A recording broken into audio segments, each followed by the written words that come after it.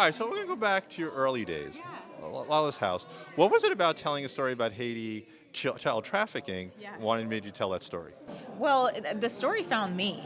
I was working in Haiti studying children's rights and living conditions, and then before the earthquake happened, and then I went back to help, and then this American nun saw that I was also a filmmaker, and she's like, there is this orphanage where the nun is allegedly um, allegedly allowing foreign men to come in and have sex with the children.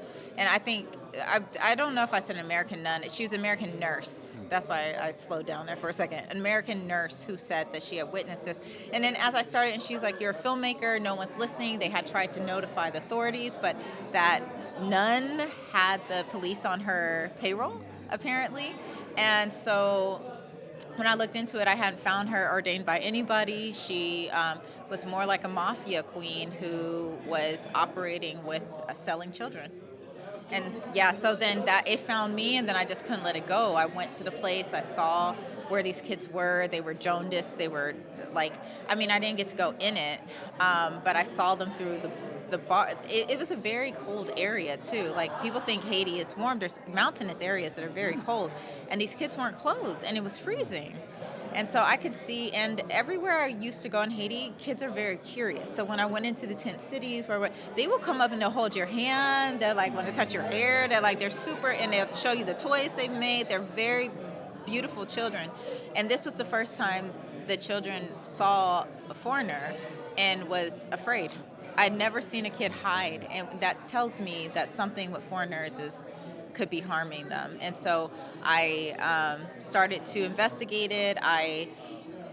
That footage that I had is what I used to apply to USC for film school. And then when I got to USC, my documentary faculty are the ones who encouraged me to take the truth, the interviews that I had and my personal experience, and write it into a fiction narrative. And that's what became Lalo's House. That was a segue question. So you're marrying your love passion Yeah. into film. Yeah. What was the experience like USC kind of honing your filmmaking craft to combine your passion for social justice and all these stories, but with filmmaking? Well, I was very supported at USC. I think that was the secret sauce that I needed because I've been doing film willy-nilly ever since because I was an archaeologist before I was a filmmaker, and then there was this film crew when I was doing archaeology that I helped write the script, and then that film went to win festivals, and so that's what made me think, oh, I should combine it. So I started working at Nat Geo, but I was just out in the world swimming around, not really knowing, like working here, doing this, doing that, and then I went to Haiti, got that information, and then it was USC that helped to put it together. And I mean, like, kudos to my documentary faculty too for being honest and saying don't continue this as a doc because it's dangerous, and I didn't have the security at the time, and to be honest, to say that you can reach more people through fiction narrative. So like sometimes this can hold. Someone told me that unfortunately, this isn't always true, but unfortunately, sometimes people who come to see documentaries tend to already agree with you. And so if you have a very not palatable subject matter like sex trafficking of children, you disguise it, you Trojan horse it, and with a fiction narrative, distract them with actors like Garcelle Beauvais, and Jamie Foxx supported us, and so like you get that attention, and then suddenly they start learning about the issues of child trafficking. Now that segues to my last question, Kaliwood Entertainment. What made you want to create your own company? You've got to own your own stuff, Matt. That's the way to go.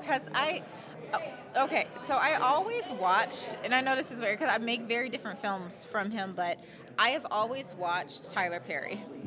I mean, watched him as a person and how he went from living in his car and never giving up on his dreams and writing his stage plays, and then the legend has it, I've never really confirmed this, but let's pretend this is true because it's inspired me, that the person who was supposed to play Medea one night didn't show up, and he didn't give up. He didn't say the play's off. He put on the dress and played Medea. That's the legend. You can Google it and verify and let me know. But regardless, it inspired me because I love that grit. Just like Sean Baker, the filmmaker that I love the grit. And so, but Tyler Perry went on to build an empire. He went from sleeping in his car to building one of the largest studios in the United States. And I want to be that, especially as a female filmmaker. I want other young women as well to see that they can also be leaders and make and own your own content. You don't have to wait for permission. You greenlight yourself. You greenlight others. You help to bring up voices that normally wouldn't be heard. We need it in all corners. We need the men to do it in their corners of what they're doing. We need the women to do it. We need even LGBTQ. We need transgender. Whatever it is that you are representing for your people, own it. Own it, so that you can have control over the narrative.